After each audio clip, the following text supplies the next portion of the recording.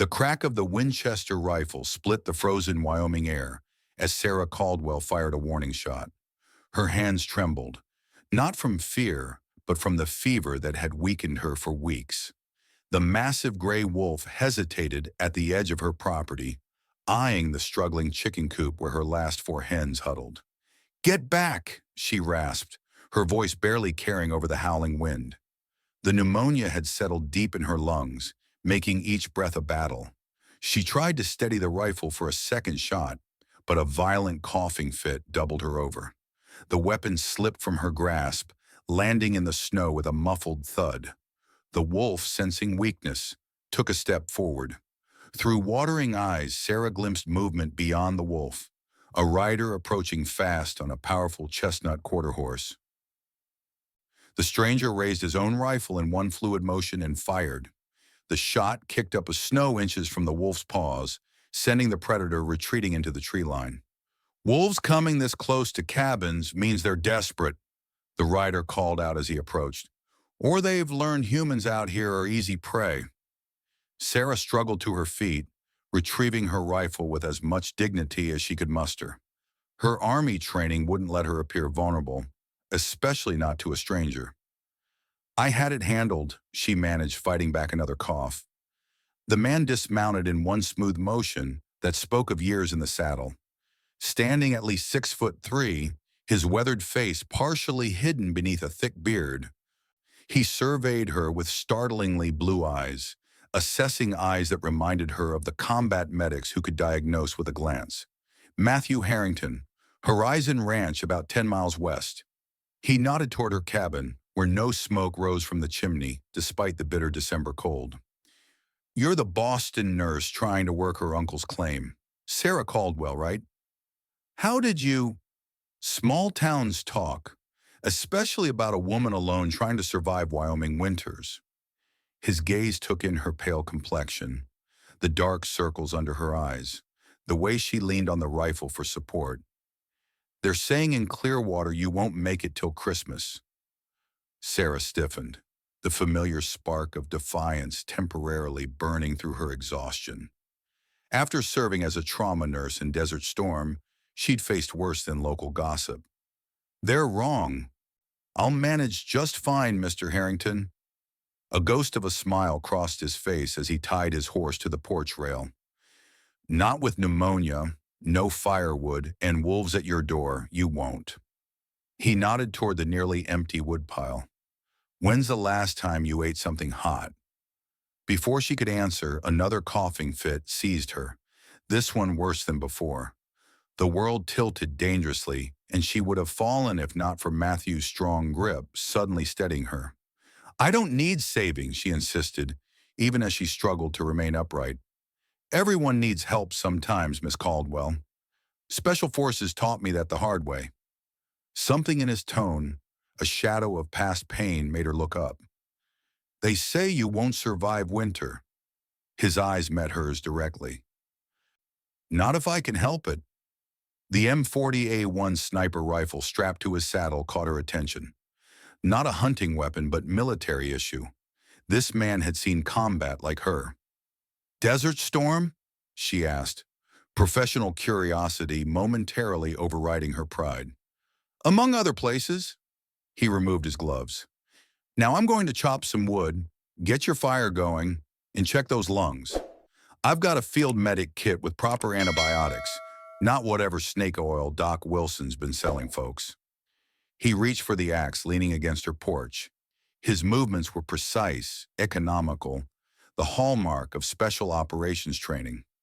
Before she could protest further, Matthew had already started splitting logs with practiced efficiency, each swing perfectly placed. Within an hour, a fire blazed in her hearth, warming the cabin she'd inherited from her uncle 4 months ago. After her parents' death and the nightmares from the field hospital in Saudi, this remote homestead had seemed like escape. Now it felt like a death trap. Matthew examined her with clinical detachment, listening to her breathing with a military-issue stethoscope. "Lower lobe pneumonia," he confirmed. "These should help." He handed her antibiotics from a waterproof medical kit. Military grade, not expired like half the medicine in town. Why are you helping me? Sarah asked, huddled near the fire, clutching a cup of hot coffee he'd brewed.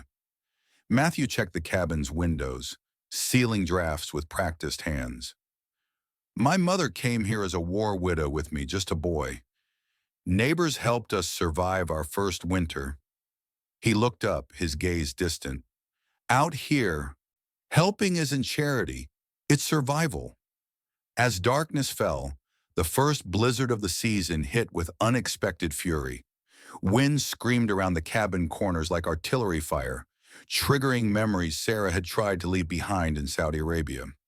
You can't go back tonight, she said, watching Matthew secure the last window. He nodded once. I'll sleep by the fire. First light, I'll head to Horizon Ranch for supplies. That night, as the storm raged, Sarah slept better than she had in months, knowing she wasn't facing the wilderness alone. Morning revealed a transformed world. Pristine white drifts, taller than a man, surrounded the cabin. Matthew stood on the porch, surveying the damage with the practiced eye of someone who'd assessed far worse situations. This is bad, he said simply. Storm came earlier and harder than anyone expected. Weather patterns changing. Gulf War oil fires affected global systems more than they predicted. How will you get back to your ranch? Sarah asked, wrapped in her thickest blanket. That's not what concerns me. His gaze met hers. You've got 3 days of firewood at best. Your pantry's nearly empty. That cough needs proper treatment. He outlined his plan with tactical precision. Return to Horizon Ranch through the Eastern Pass, which would be more sheltered from drifts, bring back supplies, ensure she survived until spring. I can't pay you, Sarah admitted, shame coloring her cheeks. Not asking for payment. Matthew prepared his horse, checking the saddle with methodical care. Just keep that fire going and take the medicine. I'll be back tomorrow if weather holds.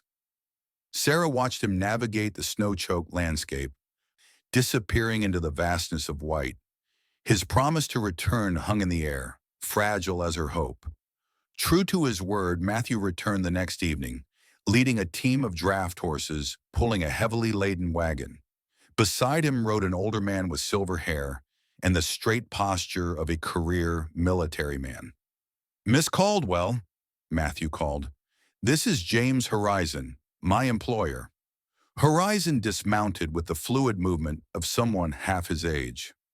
Former Marine Corps colonel, he explained, noting her assessing gaze. Matthew speaks highly of your determination. He studied the property with tactical assessment. Your land sits directly on the watershed divide that feeds my southern pastures.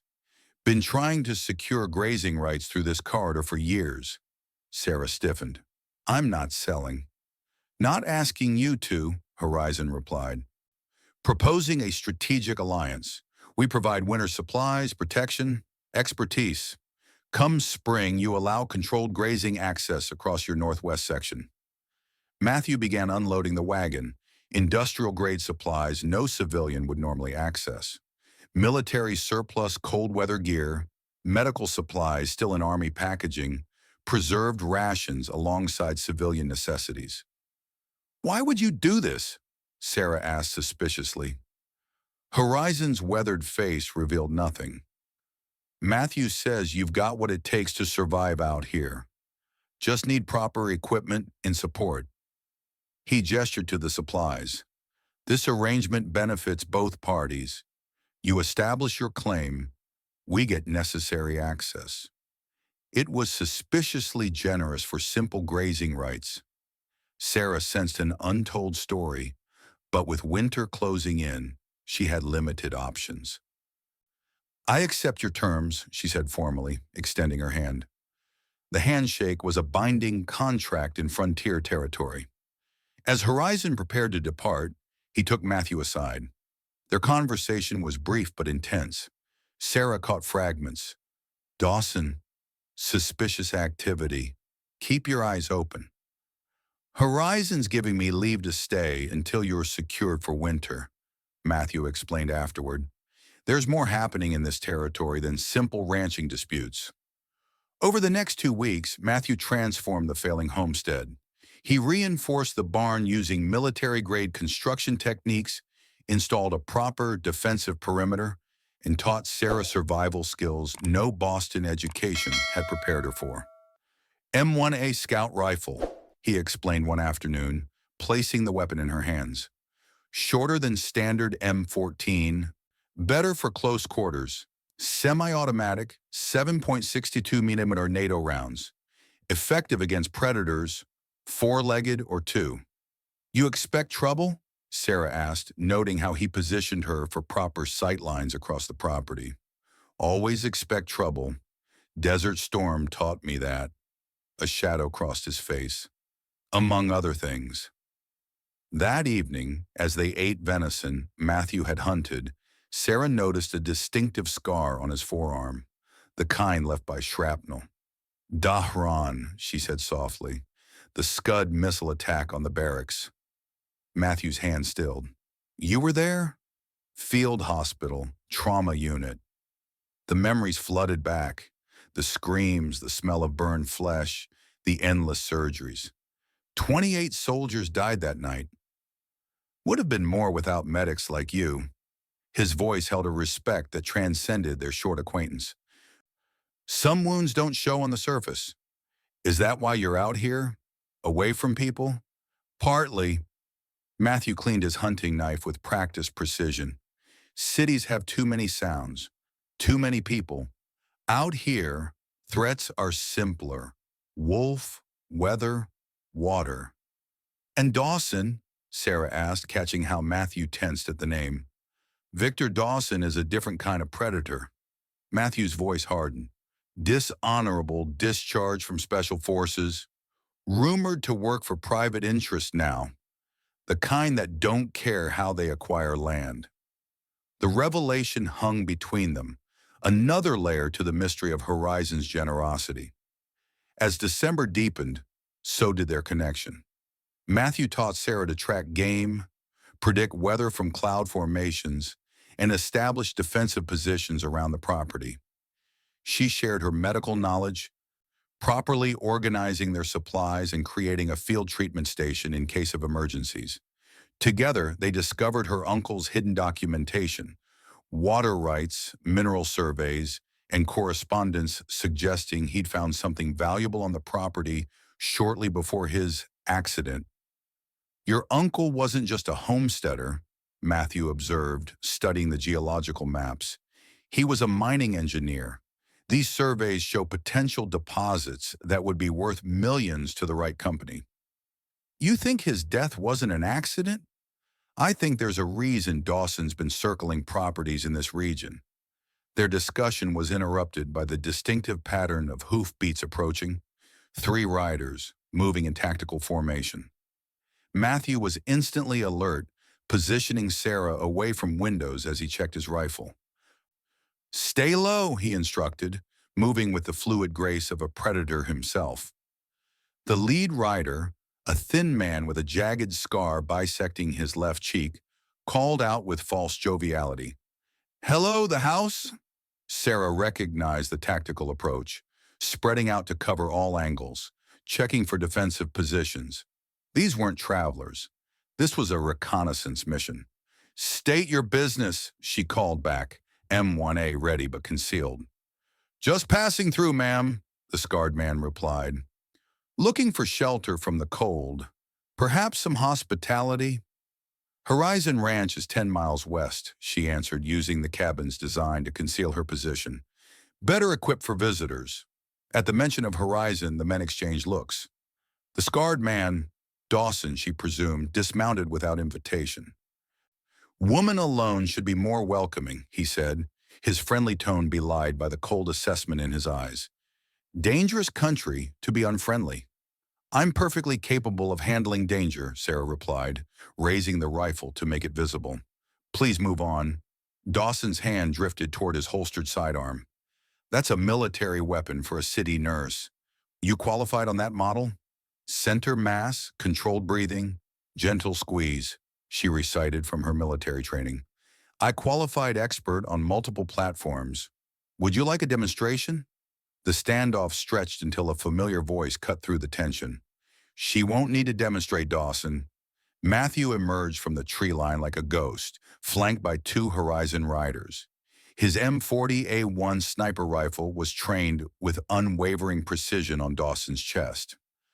Harrington, Dawson spat, should have known you'd be mixed up in this. Still bitter about being kicked from the unit, Victor? Matthew's voice carried the cold authority of a man who'd given orders in combat. Still betraying your country for the highest bidder? Sarah kept her weapon steady, recognizing the dangerous undercurrent. These men had history, violent history. Free country, last I checked, Dawson replied with false lightness. Just being neighborly. She's under Horizon protection, Matthew stated, and you're trespassing on a military veteran's property. The tension crackled like artillery fire until Dawson finally shrugged. No harm meant. We'll be on our way. As he mounted, he tipped his hat mockingly towards Sarah. Ma'am, we'll meet again when your guard dog isn't around. After they departed, Matthew revealed the truth. Dawson had been discharged for selling information during Desert Storm. Intelligence suggested he now worked for Westridge Mining, a company systematically forcing small landowners out through intimidation or accidents. Your uncle discovered a rare earth mineral deposit essential for military electronics, Matthew explained. Horizon's been watching Westridge's activities for months. Your property is their primary target. Is that why you really helped me? Sarah asked, the betrayal sharp despite their short acquaintance. I helped because you needed it, Matthew said simply. Discovering who you were came later. That evening, the air between them changed. Matthew's hand brushed hers as they organized supplies, the simple contact electric. I need to return to Horizon tomorrow, he said reluctantly. Intelligence suggests Westridge is planning something bigger than cattle rustling. I understand, she replied, though the thought of his absence left her cold despite the fire. I'll come back, he promised. Whatever Dawson's planning, you won't face it alone. The next morning he departed, leaving Sarah with defenses, supplies, and an emptiness she hadn't expected to feel. For 2 weeks, Sarah maintained vigilance, applying everything Matthew had taught her. She established routines, checked perimeters, and practiced with the rifle daily. The antibiotics cleared her pneumonia, and proper nutrition restored her strength. On the 15th day, as she skinned a rabbit she'd snared herself, she heard vehicles approaching. Not horses, but the rumble of heavy equipment. Through field glasses, she spotted 3 trucks bearing the Westridge Mining logo, bulldozers in tow. Dawson led them, documents in hand. Even from a distance, she could read his confidence. He believed he had legal authority. Sarah activated the emergency signal Matthew had established. 3 shots fired in rapid succession. Then she positioned herself at the defensive location they'd prepared, rifle ready. This is private property, she called out as the vehicle stopped at her boundary. Turn around immediately. Dawson emerged, waving papers. Got court orders declaring this property abandoned, nurse. Previous owner failed to maintain residence requirements. Land's been reassigned to Westridge Mining. I'm the legal heir, Sarah countered. Documentation filed in Cheyenne. Papers can get lost in transit, Dawson smiled coldly. Especially in winter storms. Now step aside, or we'll consider this trespassing. Sarah held her ground as the bulldozer engines revved. Cross that boundary, and I'll defend my property. 1 woman against 8 men and heavy equipment? Dawson laughed. I admire your spirit, but this ends only one way. The standoff intensified until the thunder of approaching horses broke the tension. Matthew appeared over the ridge, leading a force of Horizon riders. Behind them came 2 official vehicles, Wyoming State Police. Operations compromise, one of Dawson's men warned. Too late. The authorities had arrived, and with them, a federal marshal carrying documentation. "Victor Dawson," the marshal announced, "you're wanted for questioning regarding the death of Joseph Caldwell and multiple counts of fraud." The evidence Matthew had gathered was damning: falsified documents, bribed officials, and communications linking Dawson to Sarah's uncle's accident. "You set me up," Dawson snarled at Matthew as the officers approached. "You set yourself up," Matthew replied calmly. "Special Forces never forgets a traitor." As Dawson was taken into custody, the truth emerged. Matthew hadn't just been a ranch hand. He'd been working with federal authorities to build a case against Westridge Mining and their illegal land acquisition scheme. Sarah's property, with its strategic mineral deposits, had been the key to the entire operation. "Why didn't you tell me?" Sarah asked later, as they stood on her porch watching the authorities depart.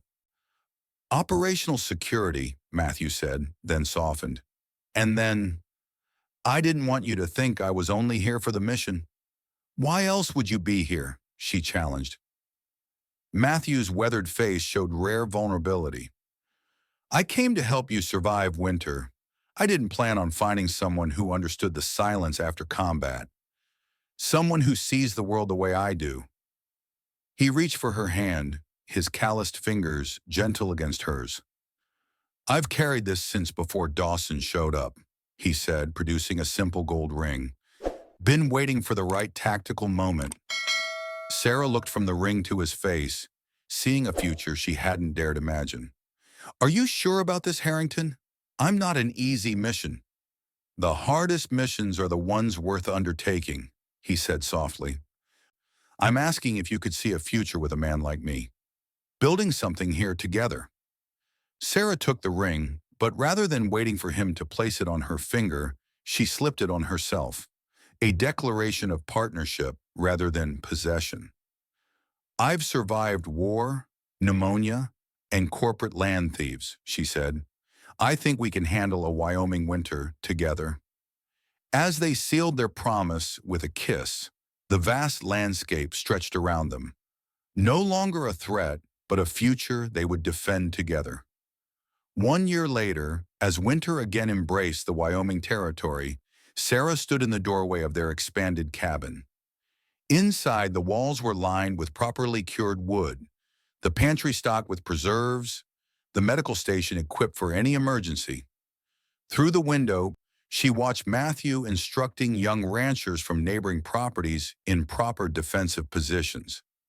After Westridge's scheme had been exposed, the community had rallied around them, forming an alliance stronger than any single homestead.